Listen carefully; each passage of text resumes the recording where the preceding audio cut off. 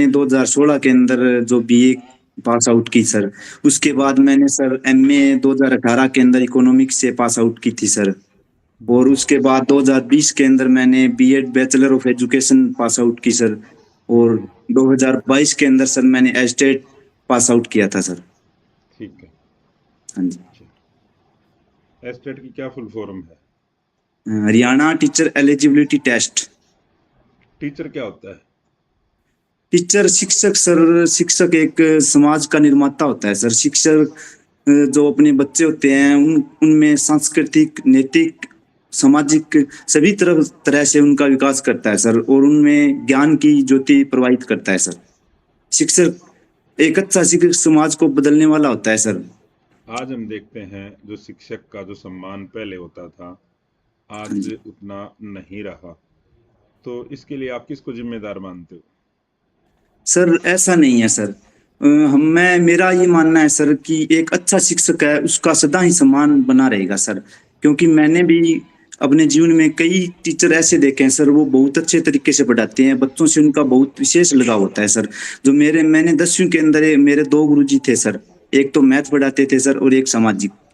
मैं उनसे बहुत प्रभावित हूँ सर। तो ऐसा नहीं है कि सभी शिक्षकों का सम्मान नहीं होता। जो बच्चों के साथ लगाव करेंगे जो समाज को बदलने की कोशिश करेंगे उनका सम्मान हमेशा होगा सर। बिल्कुल ठीक बताया आपने। ठीक और है। गुरु का दर्जा एक भगवान के समान होता है सर हमारे। ठीक है। क्या हाँ जी। आपके अंदर एक अच्छे टीचर की सभी क्वालिटीज हैं? हाँ सर मेरे अंदर एक अच्छे टीचर की सभी क्वालिटी तो मैं नहीं कह सकता लेकिन मेरे अंदर है सर क्वालिटी। और मैं उनमें निखार करता रहूंगा। जैसे जैसे टाइम निकलेगा मैं उनमें सुधार करता रहूंगा सर। बताइए, अपनी कुछ क्वालिटीज बता दीजिए। सर मेरी क्वालिटी ये है सर। एक तो मैं शांत स्वभाव का हूँ सर। और एक मैं सभी बच्चों को मतलब उनके जो दिमागी लेवल है उनके अनुसार उनको ट्रीट करूंगा सर। चाहे ठीक कोई है। बच्चा निम्न जाति से हो कोई विकलांग हो। और मैं पिछड़े जो बच्चे होते हैं उनसे भी मतलब मेरा कनेक्टिविटी बहुत ज्यादा होती है सर हाथों टॉपरों से। हाथों की मूवमेंट मत कीजिए, मेरे को आपके हाथ दिखाई नहीं दे रहे लेकिन फील हो रहा है। हाँ ठीक है सर। Okay sir. ठीक है। हाँ जी। आपने यहाँ पे जैसे बात की कि मैं सभी तरह के बच्चों को एक साथ लेकर चलूंगा, हाँ जी। इसको क्या नाम दिया गया है? एक ही क्लास के अंदर सभी बच्चों को एक साथ ही पढ़ाना, इस तरह की एजुकेशन को हम क्या नाम देंगे? इसको सर समावेशी एजुकेशन कहा जाता है सर। समावेशन का मतलब होता है सभी को अपने साथ अंदर लेकर चलना। साथ लेकर चलना। हाँ जी। ठीक है। अभी हरियाणा के अंदर एनईपी लागू हो जाएगी, एनईपी 2020 इस सेशन से। हाँ जी। इसका स्ट्रक्चर क्या है? इसका स्ट्रक्चर है सर 5+3+3+4। 5+3+3+4। आप हाँ मेरे को जी। यहाँ पे बताइए, जो 5 है, ये हाँ जी। स्टार्टिंग का 5 ही किसके लिए यूज हुआ है? ये सर प्री प्राइमरी कक्षा और क्लास 1 और 2 के लिए है सर। ये उम्र 3 साल से 8 वर्ष तक के बच्चों को इसके अंदर। यहाँ पे एनसीएफ कौन सा लागू होगा? एनसीएफ 2023 लागू होगा सर। 2023। हाँ जी। एनसीएफ 2023 है, वो उसकी विशेषताएं बताइए मेरे को कुछ। एनसीएफ 2023 के अंदर सर एक तो पाठ्यक्रम को लचीला बनाया गया है सर। ठीक है। ठीक है। और दूसरा इसके अंदर सर जो व्यवहारिक ज्ञान है कौशल स्किल डेवलपमेंट पे काम किया गया है सर।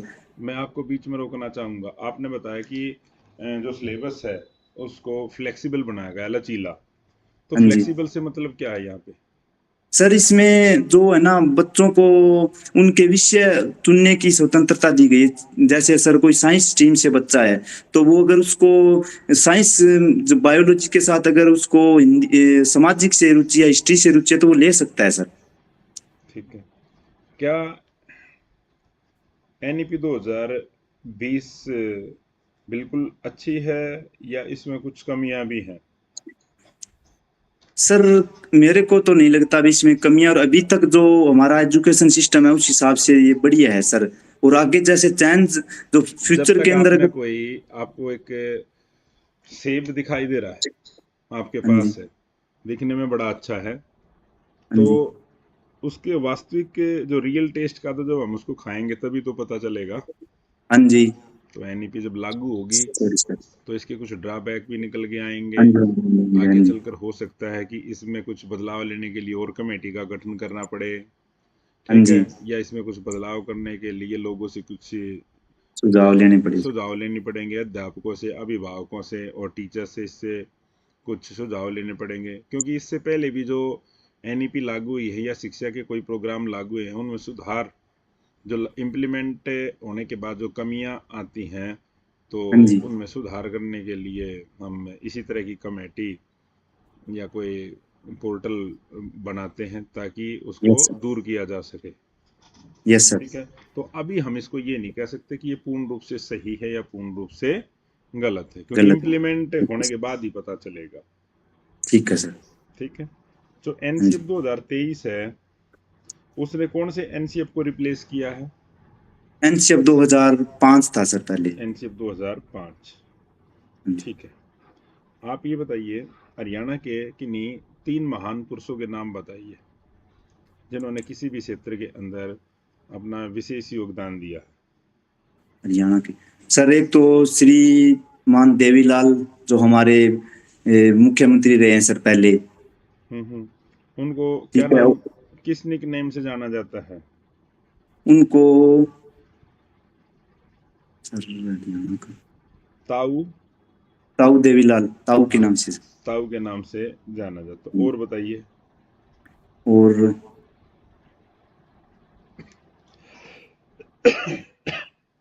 बताइए। श्री भजनलाल जी जो हमारे उप प्रधानमंत्री भी रह चुके हैं सर, और हरियाणा की। भजनलाल जी हरियाणा के उप प्रधानमंत्री कभी नहीं रहे, ताऊ देवलाल जी रहे हैं। हाँ सॉरी सॉरी सर, और जिन्हें हरियाणा की राजनीति का सिरमौर कहा जाता है सर, श्री भजनलाल जी को।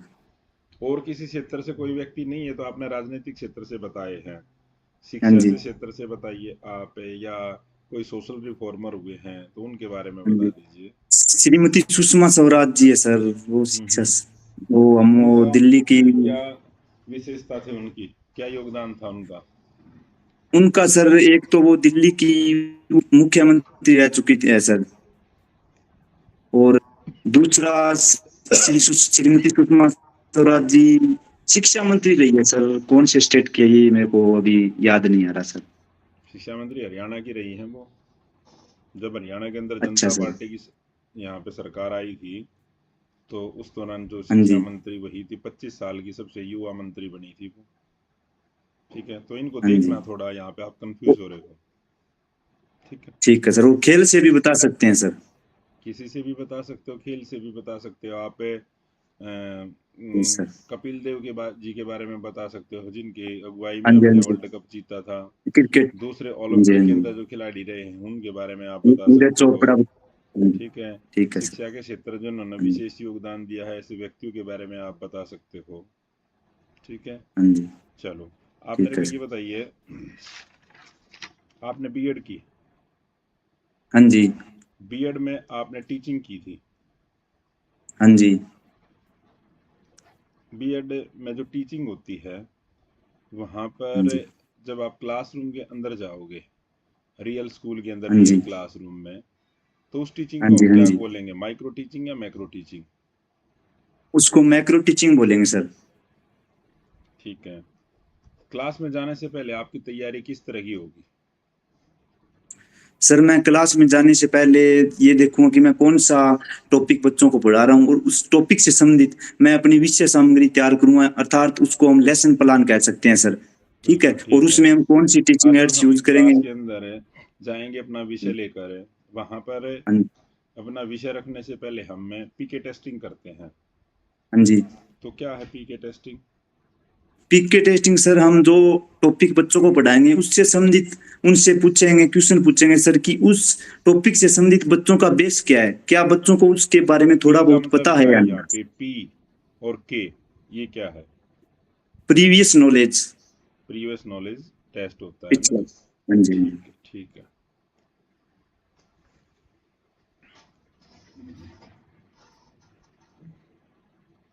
हरियाणा में राज्यसभा की कितनी सीटें हैं? राज्यसभा के हरियाणा में 5 सीटें हैं सर। अभी पिछले हाल ही में, जो पीछे 2-3 महीने पहले कुछ महिलाओं को राज्यसभा में नॉमिनेट किया था हरियाणा की, यस सर। उनके बारे में बताइए कौन कौन थी वो? राज्यसभा को एक तो हरियाणा में तो रेखा शर्मा है sir. Shrimati Shrimati, sorry sir, Shrimati Rekha Sharma ji. Rekha Sharma ji. जी, दूसरी सॉरी सर। हरियाणा में तो एक ही है सर, शायद मेरे को जितना पता है सर। क्यों, जैसे अब ये जो पहले कांग्रेस पार्टी के अंदर थी एक महिला, ये श्रीमान जो बंसीलाल जी हुए हैं, उनके हाँ जी, हाँ लड़की जी। पत्नी, क्या नाम है उसका बताइए? अ, श्रीमती किरण श्रुति चौधरी चौधरी, नहीं? श्रीमती किरण श्रीमती चौधरी, हाँ जी, हाँ किरण जी। चौधरी, उनको भी तो राज्यसभा के अंदर नॉमिनेट किया गया है। अच्छा सर। चलो, हरियाणा लोकसभा के 3 सदस्यों के नाम बता दीजिए आप। श्रीमती कुमारी शैलजा, हम्म। और श्री दीपेंद्र हुड्डा जी, हम्म। और श्री जयप्रकाश जी हिसार से, हम्म। और रूलिंग पार्टी के कौन से हैं इनमें? रूलिंग पार्टी के सर, ये तीनों ही कांग्रेस के हैं सर। और श्रीमान मनोहर लाल खट्टर जी है सर, रूलिंग पार्टी के। ठीक है। और श्री नवीन जिंदल जी है जी। ठीक है। लोकसभा से कितने एमपी जाते हैं हरियाणा? हरियाणा से सर लोकसभा से 10 एमपी जाते हैं सर। और राज्यसभा में? राज्यसभा में 5 एमपी जाते हैं सर। ओके। अभी आपकी जो परीक्षा है इसका आयोजन किया गया कौन से बोर्ड के द्वारा आयोजन किया गया था? इसका सर, जो पीजीटी की सर, हम्म। इसका सर एचपीएससी के द्वारा सर। क्या फुल फॉर्म है एचपीएससी की? Haryana public service commission. HPSC कौन सी क्लास की भर्तियां करता है? बी, सी, ए, डी, क्या? ए और बी की सर, ए और क्लास बी। ए। और जैसे सी और डी की करनी हो कौन करता है?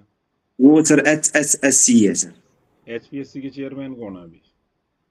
एचपीएससी के चेयरमैन श्रीमान आलोक वर्मा है जी।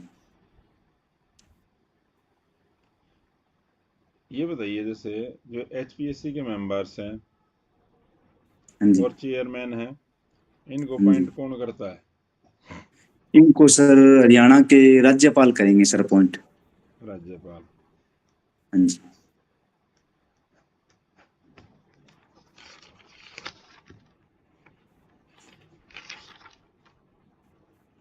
हरियाणा का साइबर सिटी किसको कहा जाता है? हरियाणा का साइबर सिटी गुरुग्राम को कहा जाता है सर। गुरुग्राम का पहले नाम क्या था? गुड़गांव था सर।